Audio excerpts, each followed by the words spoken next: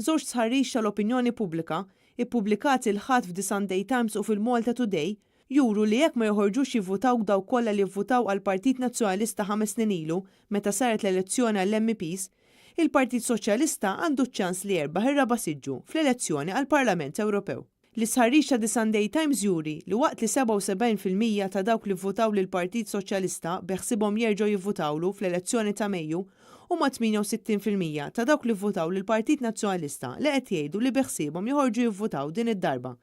B'hekk il-Partit Soċjalista jibbaħ ir-raba siġġu biss jekk ma joħorġux jivvotaw dawk kollha li appoġġjaw lil Partit Nazzjonalista. Skont l-istħarriġ tat-Times, il-Partit Nazzjonalista hija 3 punti perċentwali bot milli jikseb l-istess riżultat li kiseb fl-aħħar elezzjoni tal-MEPs.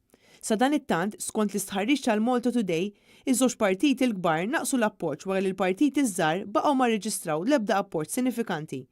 Fejn jidħlu l-mexxejja, il-Prim Ministru Joseph Muscat naqqas b'5 punti perċentwali, waqt il-Kap Nazzjonalista Adrian Delia żied il-fiduċja għal pinnies bi kważi 6 punti perċentwali fuq l-aħħar stħarriġ. Iż-żewġ stħarriġ juru biċ-ċar li fost l-affarijiet li l-iżjed qed jinkwitaw lin-nies hemm l-immigrazzjoni, it-traffiku, il-bini bla rażan u l-korruzzjoni.